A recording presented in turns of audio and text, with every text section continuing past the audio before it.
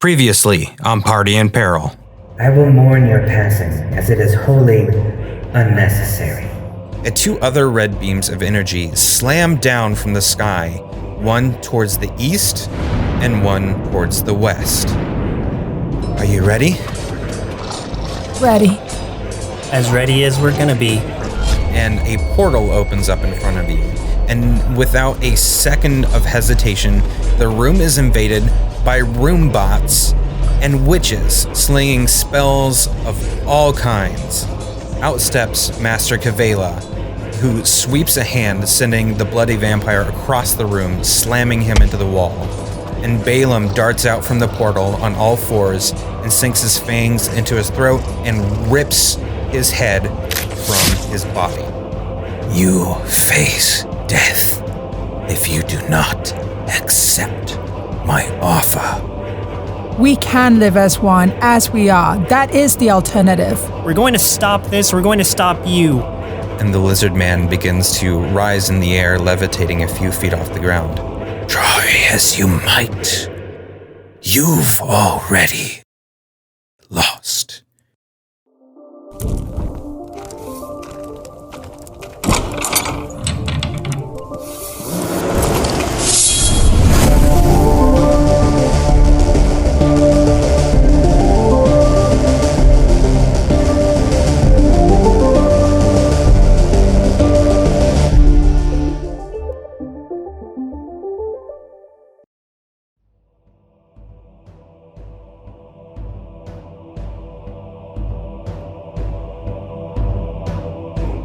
Even should you defeat me, you will not find... And you see that Sheppard has already blasted him with an eldritch blast, and he falls to the ground.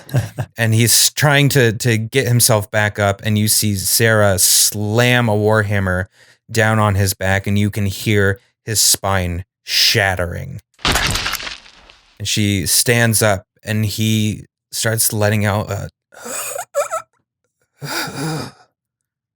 You can't stop her from preventing our liberation.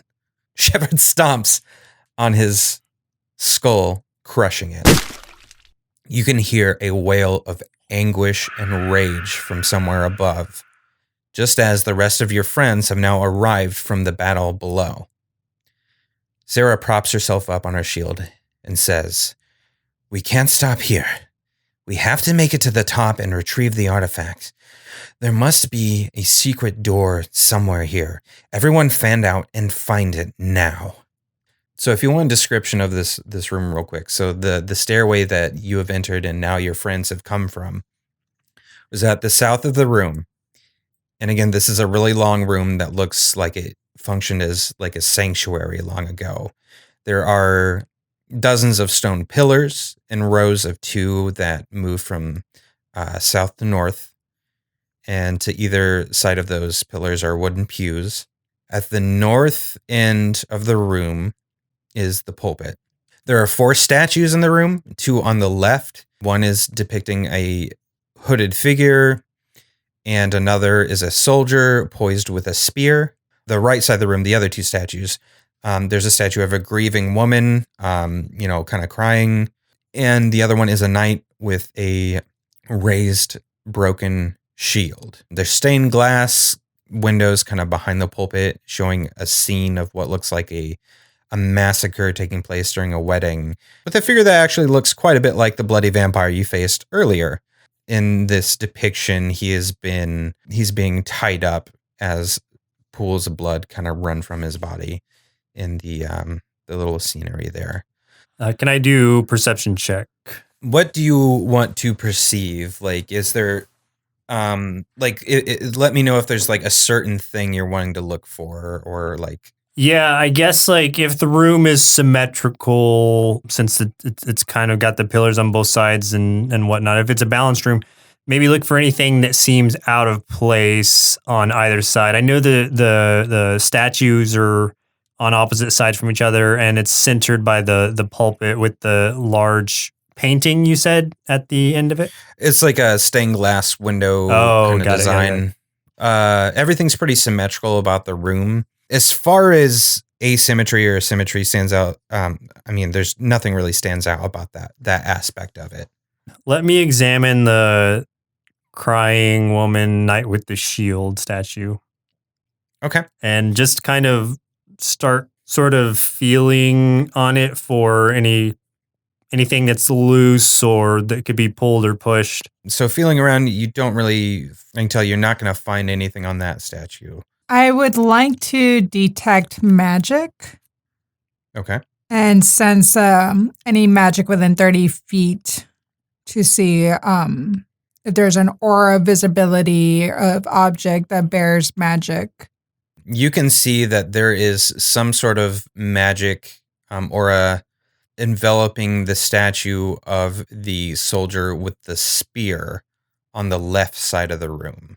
My friends, I detect that this stone here with the spear is enchanted of some kind. And Sera kind of looks over it and she's like, okay, the passage has to be here. So what do we want to do to try to get through? Can I also use find traps? See if there's a trap around it? You do not sense any traps about this statue. So what was the thing about this one again? It's the find the knight door. with the spear. No, I mean the statue. Like, describe it. Yeah, he's a soldier. He's not a knight, but he is a soldier with a spear. And if you want, you could do a if one of you wants to roll like history or something on it, you can do that. I'll do that. Yes, Actually, please. you know what? I'm gonna tell you this because this wouldn't really be history. You guys have seen a depiction of this statue before. A long time ago when you visited that dwarf that was kind of the guy that knew about all the coins and stuff like that. So he was showing you this particular coin that had a soldier on it that was missing the spear. And that there was a little spear you could pull out of the coin and put in his hand. And when that happened, it opened up. This is the same type of soldier. The spear is in his hand, but is as far as like how he's depicted and stuff like that, it's a very similar looking thing that you saw on that coin a long time ago, like the same type of soldier.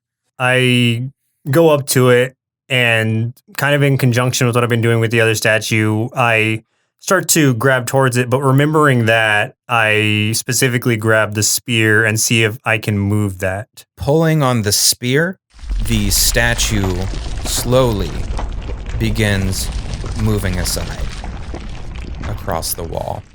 What you can see is the beginnings of a darkened stairway that would lead up. You have dark vision, right? Yep. Okay. I guess I have dark vision also if I'm still in rat form. Yep. Cool. I wouldn't mind leading the way or even creating a flame in my hand so that other people behind me can see. Okay. So flaming sphere. Not the sphere. No, it's just the produced flame Oh, just okay. on my hand. You're back in your tiefling form. Yes. I'm assuming if you're doing... Okay. Yeah. Okay. The remains of your party make the perilous walk up the dark stairway, stepping as quietly as possible, eventually approaching the end, illuminated by the light of the giant full moon. You emerge onto the ruined top of the tower. Broken stone and all of its previous decorations and items lay strewn about, and standing on the edge of the ruin of the far wall, bathed in the yellow and blue hues of the moonlight and the night sky, stands the vampire queen, staring off into the distance, waiting. Her body twitches so subtly you almost miss it, and her shoulders slump just the tiniest bit, still facing away from you as she speaks. I don't suppose you're here to join me, are you? I'd hoped the blood of my fellow Scourge would never drip from my own hands. Damn you for forcing me to do this. We could have been allies against our oppressors. Sera says, "This ends now.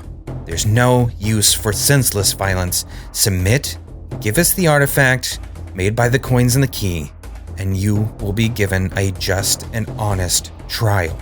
And Queen Anessa finally turns to face all of you. Her beauty is surprising and accentuated by the single tear dripping down her pale cheek from her blood-red eyes. And you can see an ornate pendant hanging from her neck, next to a key. And you recognize that this pendant is comprised of the coin that you had guarded for so long, combined with the other two just like it. No, I will not be judged by your kind, and I will not submit. You humans and Dornblooded will never understand. We're monsters because you made us monsters. And if my fellow Scourgeblood here will not defend our own cause, then I have failed them. But I will not fail the others out there. All right. For the final time, roll initiative. Cue the choir organ music for the final boss battle. Yeah. 9 on mine. 9. Wow. Both of you rolled Let's 9? reroll. Yeah, both of we you have to roll reroll real again. quick so I can determine who's first.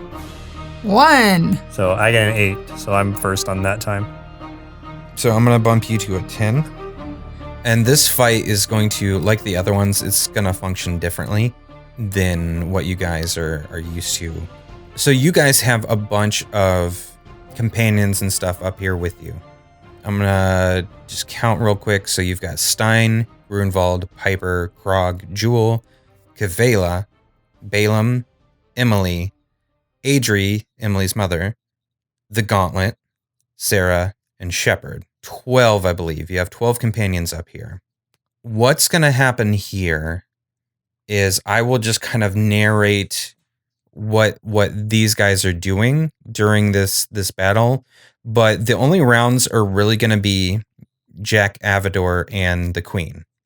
But for every companion that is still alive, she's going to take 2 points of damage for each of them at the end of each round. For example, right now you've got 12.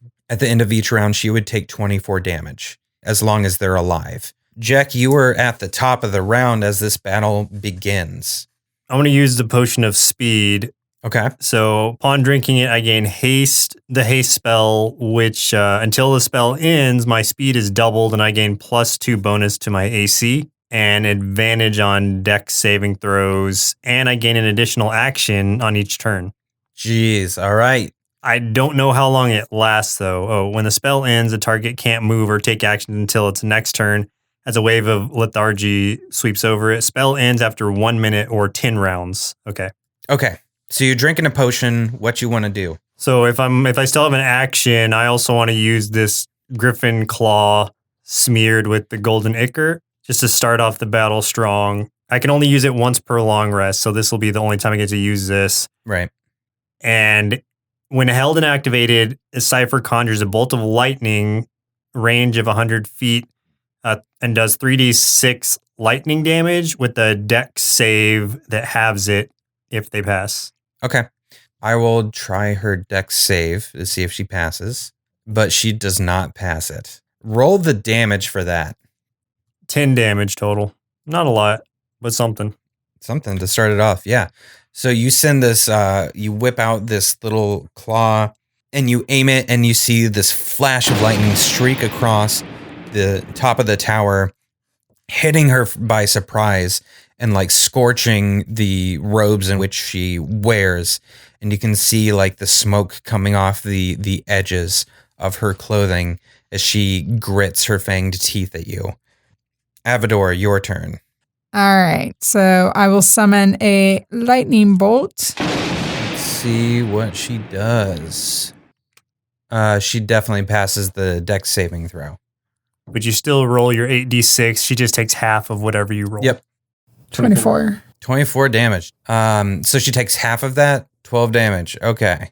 So you guys have both hit her with some lightning and stuff, and she's not having a good time with that. She doesn't like what you're slinging at her. And so she is going to send a blaze of chaotic fire energy at you guys. And so she's unleashing this little small inferno of flame, and it is unpredictable. So I do have to roll a d10 to see what happens along with it. Okay, so she would be doing 12 damage. Can I still do the uncanny dodge reaction on that? Because it just says attack. It doesn't say melee attack or anything. Yeah. You can still do that. Okay, she's going to take an additional, because you have so many people still alive, she takes 24 damage in addition because of your allies still around. But with that blast that she just did, Stein and Grunwald are both in very, very poor health, both bloodied for sure. Well, they were already bloody, but now they're both in pretty dire straits. Jack, your turn. So I have a potion of poison if they drink it. So never mind. That's not going to do anything. She's like, hey, I bet this tastes good. Why don't you try it? Well, it's like it says it looks like a healing potion, but if you drink it, it's poison. So it's like you could fool people with it, but I'm pretty sure she's not going to trust me to give her a healing potion right now. Let's see. I'll just pull out my bow and take a shot at her. Okay. Does a 17 hit? It does not hit. Ooh, dang. Okay, well, I get 2 actions, so let me do that again since I have my speed thing. Well, then a 16 doesn't hit either. It does not. All right. No. So I take 2 shots, both just go right past her. So Jack just fired off two bolts. Neither were able to hit her. She is incredibly fast. Okay. Do you remember what that artifact weapon you had was or whatever? I know I have the cloak. Yeah, the Staff of Woodlands. Yeah. What does that do? I can make a tree out of it. Hey. That's what I was reading. I was like, I don't know that I can do anything. I thought that there was something like you could, I don't remember. I thought it had like multiple uses. So this staff can be wielded as magic quarterstaff that grants a +2 bonus to attack and damage rolls made with it while holding it. You can +2 bonus to spell attack rolls. The staff has 10 charges for the following properties. It regains 1d6 +4 expanded charges daily at dawn. If you expend the last charge, roll a d20. On a 1, the staff loses its properties and becomes a non-magical quarterstaff. Spells. You can use an action to expand one or more of the staff's charges to cast one of the following spells from using it. Animal Friendship, Awaken, Bark Skin, Locate Animals or Plants, Speak with Animals, Speak with Plants, or Wall of Thorns. You can also use an action to cast the Pass Without Trace spell from the staff without use any charges. In tree form, you can use an action to plant one end of the staff in fertile earth and expand one charge to transform the staff into a healthy tree. The tree is 60 feet tall and has a 5-foot diameter trunk at its branches. The tree appears ordinary but radiates a faint aura of transmutation magic if targeted by detect magic. So I don't think I can use it for this. You could use it just to hold it so you would get the plus to your spell casting. Okay, I will cast Shard of Hazelwood, Scarred by Lightning. Hazelwood shard scarred by lightning, when held and activated, the cipher conjures an area of daylight for 1d6 rounds. Okay. 2 rounds. You use that shard, and you guys who were in full moonlight and everything and nighttime. All of a sudden, the area surrounding this tower, it becomes daylight.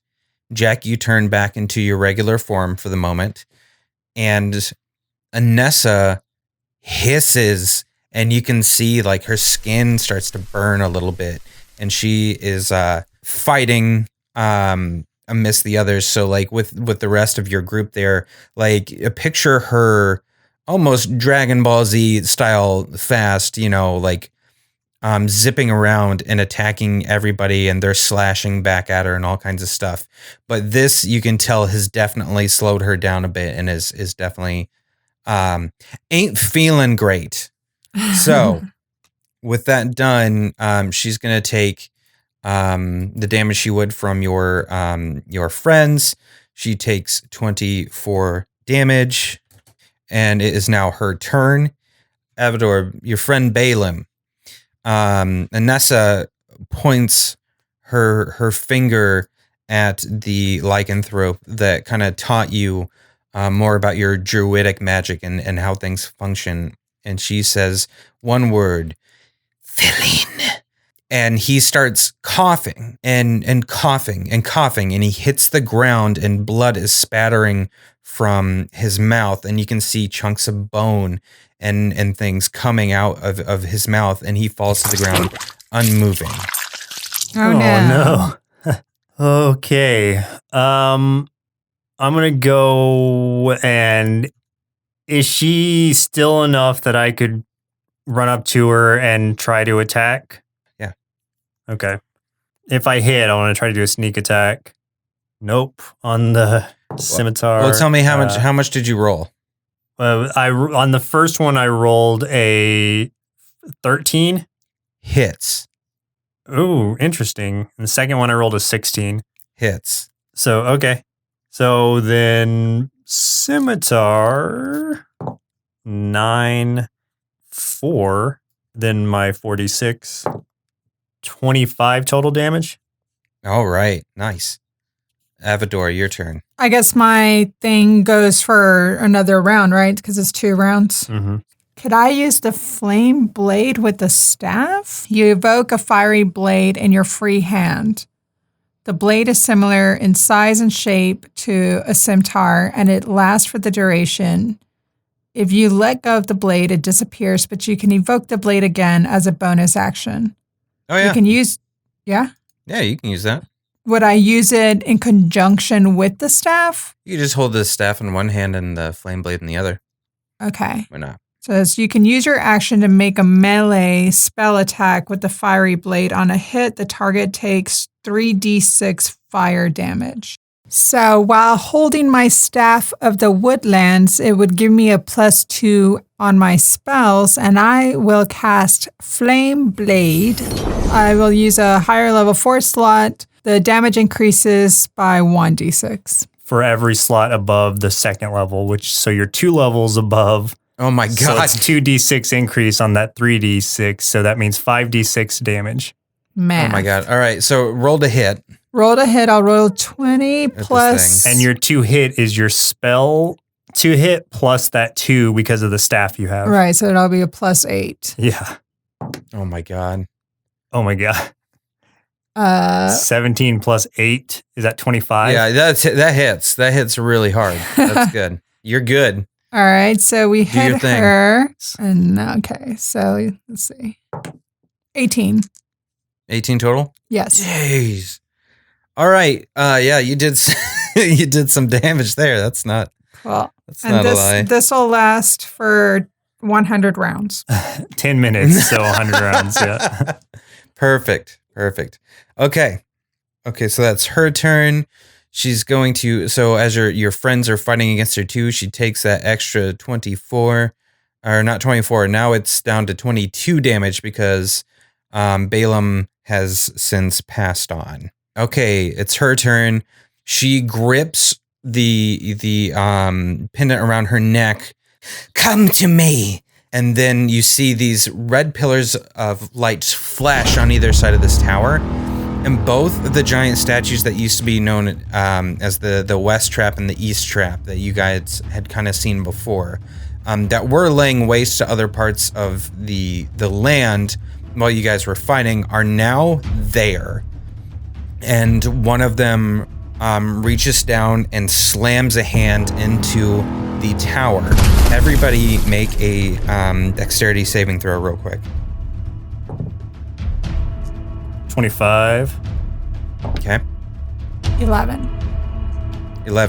Okay, so Avadore, you are knocked prone for the next round.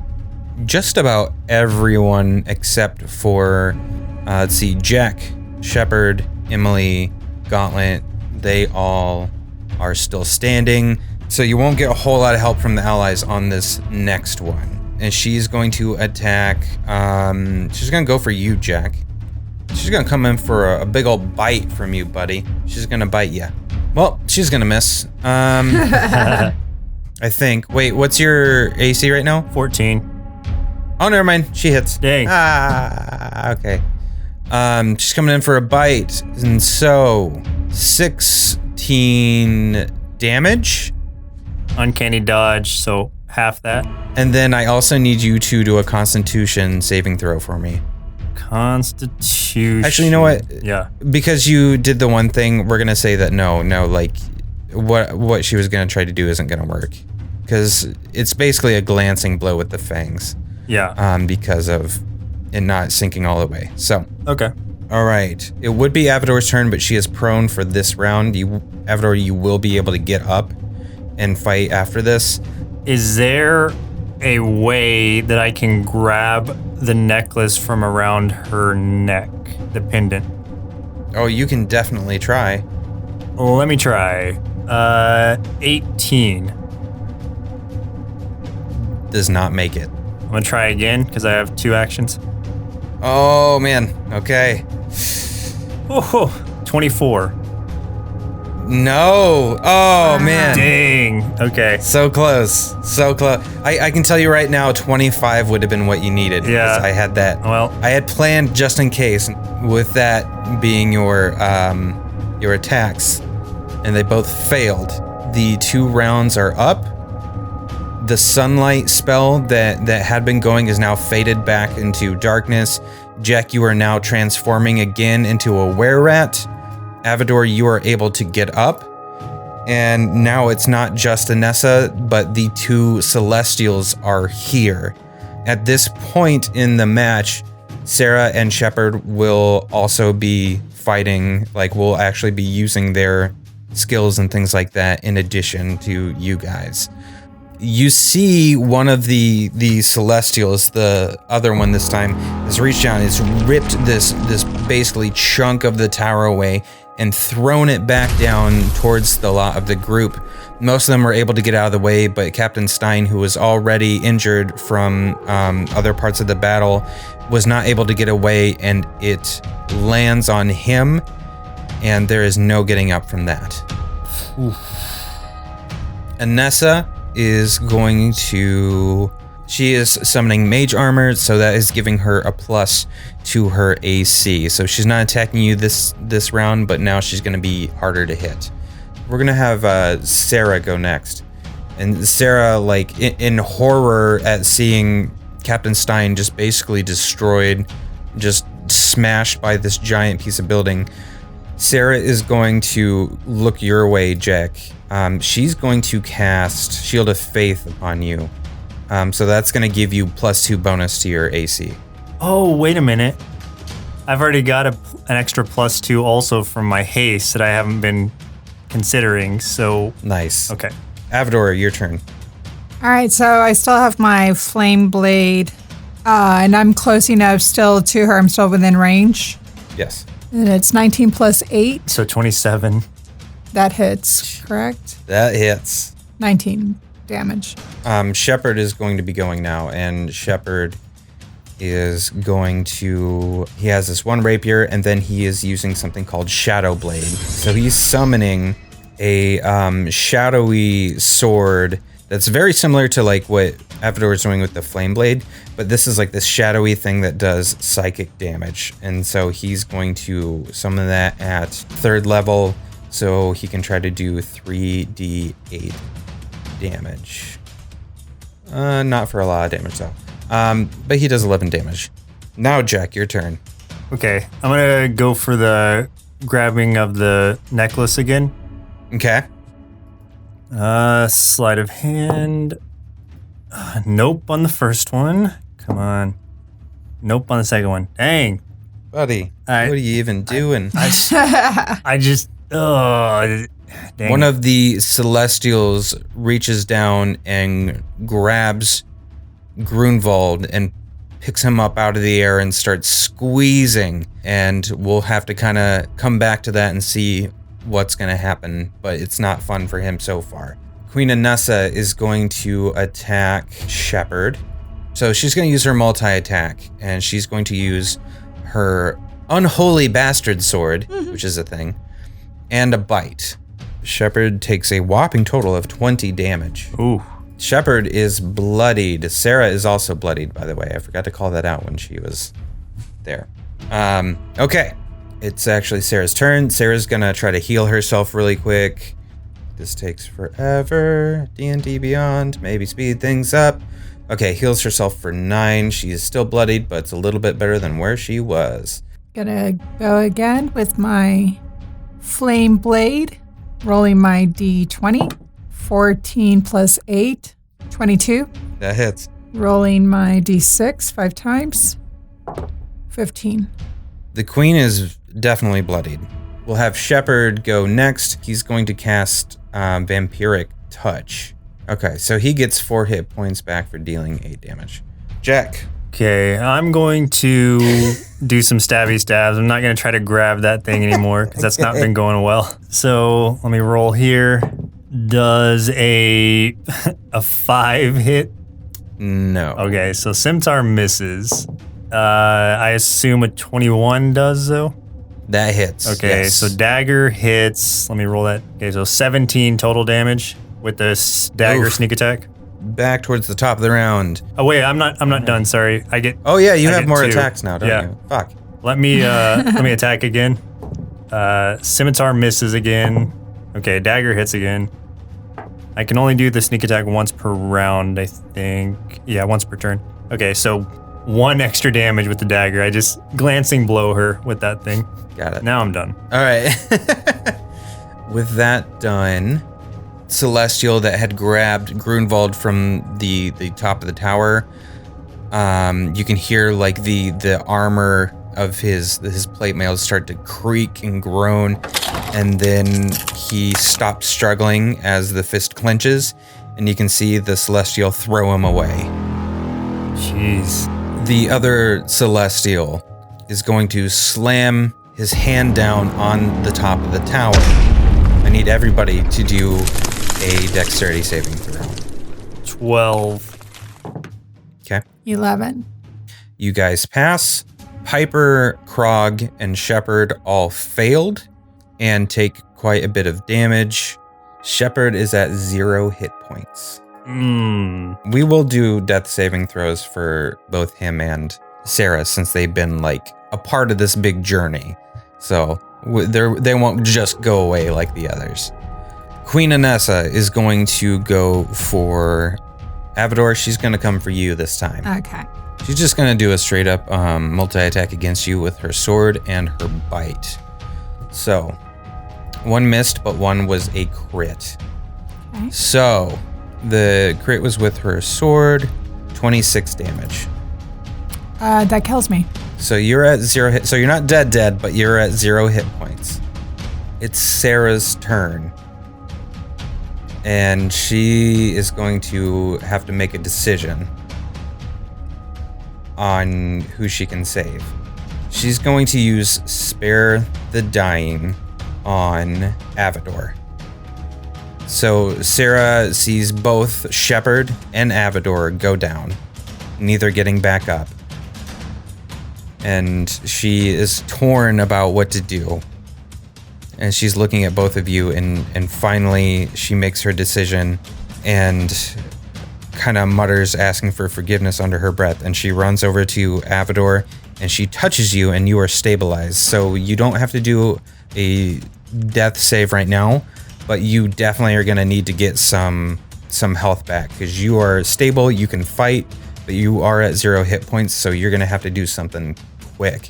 I lose my flame blade and all that? Yeah, you can always resummon that.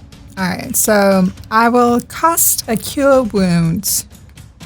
And a creature I will touch myself, will regain a number of hit points equal to 1d8. And I'll Jack shields his eyes. And I'll use my higher levels, which is the 3rd slot. Use 3rd slot, okay. So I will roll a total of, so I'm rolling 3d8. Do I add 3 at the end or at 3 like from each roll? At the end. At the end? Yeah. Okay. Yeah. Okay. So 19 is how much health I get back? Yep. Okay, good. So you have healed up. Sheppard is going to do his first death saving throw and does not pass. All right. Jack, your turn. I'm going to go for some, after seeing this and seeing all of this happening with Avadore going down and then being rezzed by Sera, I run over to the Vampire Queen and start attacking again.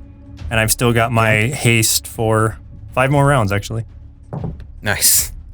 Ugh. No on the first one. What the heck? No on the second one. Okay, so, all right. First round of attacks, nothing. Second round of attacks. Okay. Does a 15 hit? Yes. Okay, and then no on that. Wow. Okay, so the scimitar hits for Okay. 5, 6, 7, 8 plus. Okay, so 22 total damage with the sneak attack scimitar. The Celestials, one of them is going to rip a piece from the tower away, and the tower's like really starting to crumble apart at this point. And he's going to throw that down. Everyone make a dex saving throw. 18. 17. Okay, you two pass. Master Kavela takes quite a bit of damage from that one. He is not dead, but he is bloodied. Parts of the wall have kind of like crumbled and slammed against him, piece of it hitting his head. So you can see like a little rivulet of blood running down his head. In addition, Jewel has taken some damage, and you can see that her body is kind of dented up quite a bit. But those were the two that took the damage there. Queen Anessa is going to go for Sera, and that is a hit for sword. Sera goes down. Sera! Avadore, it's your turn. All right, so I need to wield my flame blade again, Okay. and I still have my staff with me. So you just bonus action that flame blade, just whoosh, whip it right back out. Yep. So I'm gonna go for Our Lady Friend again. 19 plus 27. 8. That hits. All right, 11. Sheppard does his next death saving throw, and he fails. Jack. Is there a way I can like force feed Avadore a greater healing potion on my turn? Or just like toss it to her? You can tell her to open her mouth, and then you can use her action to pour it down her gullet. Okay, let me do that. Avadore, open up! As I'm holding out the potion. Yeah. And then I'll All right. pour it down her throat. And that's How much is that gonna heal me? 44 plus 4 damage. Let me roll it out. 14 total healed. And you get 2 attacks, right? Yeah, 2 actions. So my next one, Okay, so there's one. I'm gonna do my just attacks on Vampire Queen. Okay. Does a 8 hit? No. Okay, dagger. Dang. 11. Yes. Okay, so dagger hits 17 to the dagger hit with the sneak attack. She readies a spell, Disintegrate. And at random, she throws it, and it hits Master Kavela. Father! You can see this thin green ray just kind of spring from the fingers that she's throwing out, just kind of blindedly in this rage that she's in. It hits Master Kavela, who gets thrown against a side of the wall, and before he can say anything, he is reduced to atoms. You bitch! So I'm gonna roll again my D20 to avenge my father. Whoa. 28. Nat 20, though. So you Oh get a my- crit. She got a crit? Yeah, Yeah. well, I guess. I mean, because a nat 20 is dang. always a crit, right? Yes, that's Okay. always a crit. Holy crap. So All how right. do we judge crits again? So the crit is max damage plus another roll. Okay, so 5 times 6, so 30 damage plus another roll of the d6. I guess it would be the whole attack. Okay, so roll 5d6. Oh man. Yep. Plus 30, so 43 damage.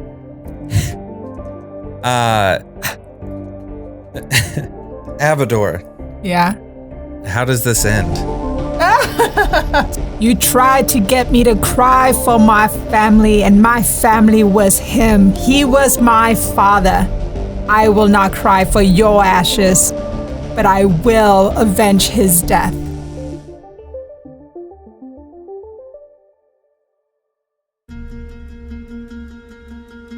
I will swipe the flaming blade straight through her neck and just kind of like clean it straight off. All right, with a scream as she sees it coming, the flame blade swipes right through the neck of the vampire queen, and for just a split second, you can see Avadore, the look of terror in her eyes, just before they roll back in her head and her body disintegrates, with the artifact that she was wearing around her neck hitting the ground. And the Celestials suddenly stop their assault on the tower and pause. The moon suddenly starts to disappear and fill with daylight, but the red beams surrounding the Celestials still remains intact. What do you want to do from here?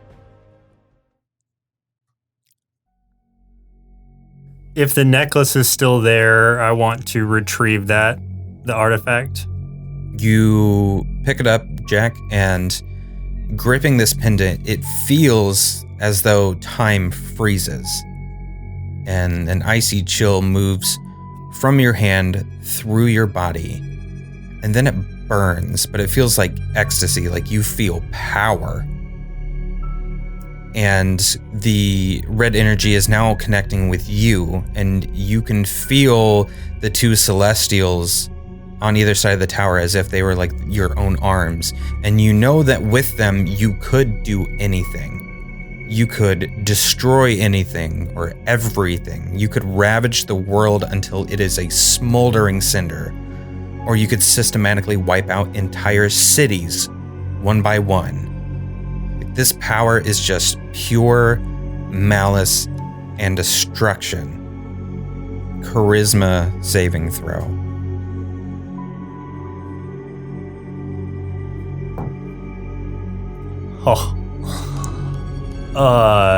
Crit fail. With the power surging through you, you feel as if this is meant to be. Like, I should be controlling this power. And the others are trying to get up after this battle's over. The queen is dead, and now they see you like pulsating with this energy, and they can see in your eyes that you are about to destroy everything. So much power. Jack, give it here. Let it go. No, I can handle it. I can be in control. Jack, you are human. Let it go. No. Somebody take it away from me. Get it out of my hands. Sera and Sheppard are making their ways to their knees. They're both extremely injured, but they see what's going on. And they give each other a quick nod of respect, and they run at you. Sheppard grabs the pendant from you. You feel all this power ripped away, and it is very depressing feeling. But Sheppard's grabbing it, And you can see that the energy is just ripping through his body now, and you can see his eyes light up, and you can see the Celestials begin to move like they're about to attack. And then you can see Sera slam her warhammer down across the side of Sheppard's neck. And you see Sheppard's lifeless body hit the ground. Sera brings her warhammer down on the pendant, breaking it.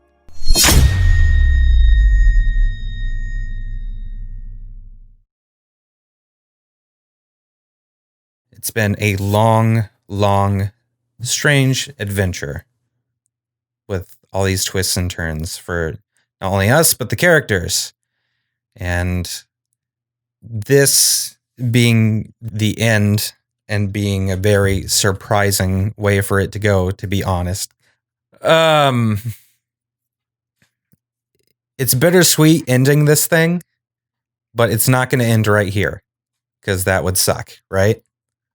So, after what is now known as the Awakening event that changed the world forever once the Celestials were reawakened into the world, the survivors of that heroic battle paid their respects to those that were no longer with them. And after a period of mourning and healing, eventually moved forward with their lives that they were gifted with. And we find them again, years later. The halfling, Piper Tealeaf, wanders through the newly rebuilt Golden City, navigating her way through a maze of merchants and rich men. Occasionally a hand flicks out and brushes against a brightly colored robe, and after some time, she approaches a small horse tied to a post near a tavern at the outskirts of the city. She hops on and rides off through the gates down a long gravel road before veering off into the forest. Approaching a small glade, she unties the horse and leads it to a pool of water. And then Piper tosses a grappling hook up and over a thick limb of a large tree and climbs, pulling herself into a small, single-room treehouse. And there she stops for a moment, staring at the broken bow hanging from the wall over her bed, just before pulling several newly acquired pouches from her pocket and counting the gold coins within, remembering her friend Elros and how he would have smiled at the haul that she just made. The orc Krog sits alone at a table with a drink in hand within the Black Goat Tavern. He moves his eye patch aside and scratches at the scar beneath. Placing it back, he nods at the bartender to keep the drink flowing. Out of the corner of his eye, he sees a young boy in fancy clothes. Krog pauses for a moment in surprise before realization sets in. The boy notices his stare and approaches him. You're awful scary looking. Why are you staring at me? You just remind me of a boy I knew years ago, before the awakening. Where is he now? The bartender approaches with some more drink, but Krog actually waves it away this time, and instead motions for the boy to sit with him. Are you a brave little one? He asks the boy, and the boy shrugs. Well, I have a story about the bravest boy I've ever known, if you'll sit and listen for a while.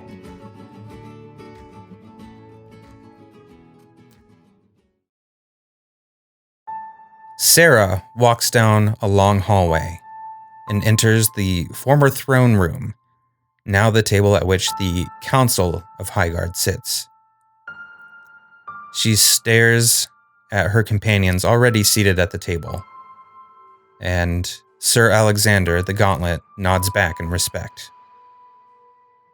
And Sera says, "I'm pleased to inform you all that the negotiations with the remaining vampires have been successful, and peace may actually be established.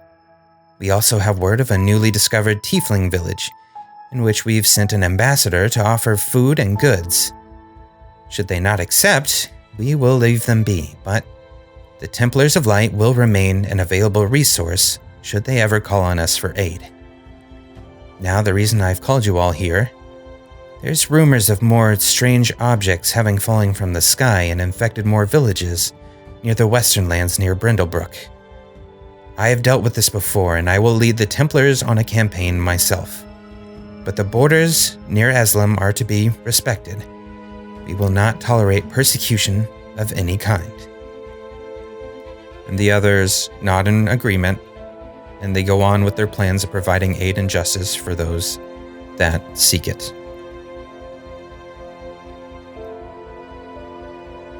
And with that,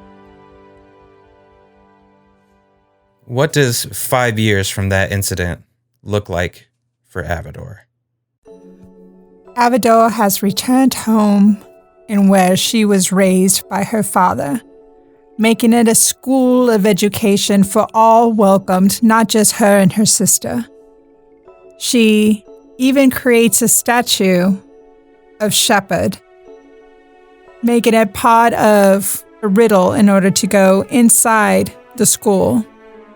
And everyone is honored with either an image of a battle or something from their journey along the way.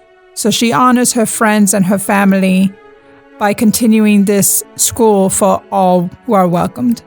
And as you watch some of the new students kind of filter in through the school, you see your sister Jewel wandering around and kind of like sort of like running up to each of them and kind of looking at them sort of funny, like examining them.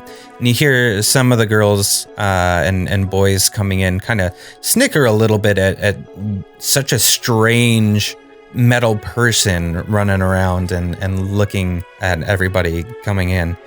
And Indigo pops into the area and he's like, keep on moving, you little brats. I'll give you something to gawk at if you don't stop it. And then Indigo kind of swirls around and flutters down and lands on your shoulder, Avadore, and he says, "Good job, kid. He'd be proud of you."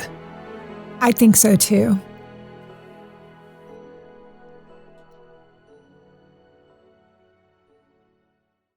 And Jack, this probably hits you the hardest out of everybody, what happened. So 5 years from the event, what does it look like for Jack?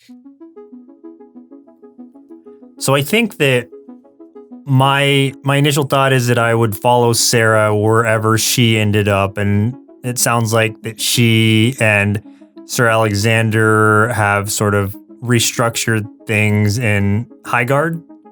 Being 5 years later, I think my character, I think I said it was 15, so I would be 20 now, but in that time, I would have helped her with some charity work. If there were an orphanage tied to this or something of that sort, then I would have helped entertain the children. Like, combat is the last thing on my mind. I have dropped all of that.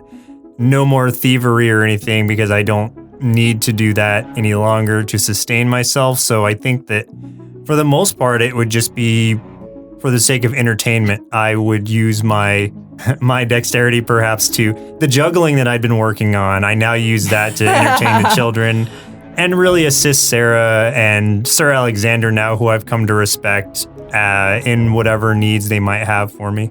As you've kind of done that, we'll say like we can see you right now, kind of in an orphanage right now, kind of entertaining some of the kids, doing some of the juggling and stuff like that. As you're kind of juggling, you can hear like a little meow, and you can look over and you see this small little shadowy black cat. And across the room, who's also been kind of entertaining some of the children with silly little tricks and stuff like that, you see Emily.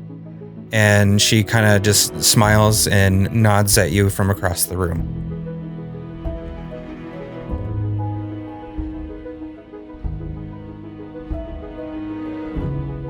And with that, the two of you, listeners and dear friends, we say so long to our first campaign, the Celestial Odyssey. We hope you've enjoyed listening, and we promise this is not the end of the podcast. After some weeks off, we will be back with a brand new campaign with a new story, new characters, and many, many more laughs. And I hope that you guys are looking forward to it and will join us for that. So, I have been your dungeon master for at least this half of the campaign, Chris. I have been your feisty little 15-year-old thief, Joseph. And I have been your first-time D&D tiefling, Shaddai. And you'll be hearing from us again very soon.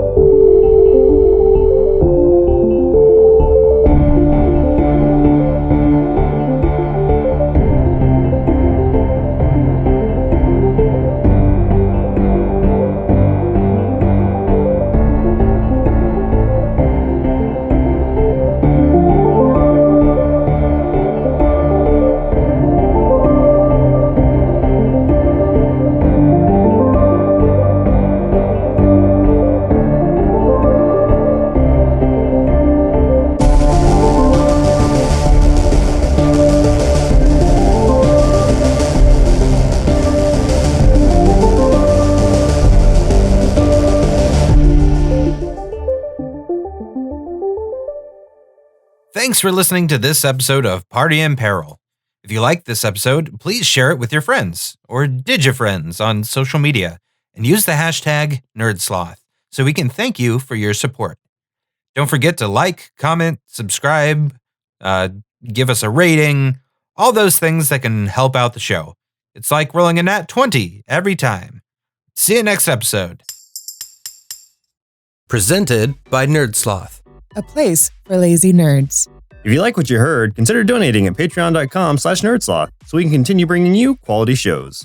Be sure to also leave us a review and share your favorite episodes and clips on social media. If you're looking for more content, catch us on YouTube and Twitch or visit us at nerdsloth.com.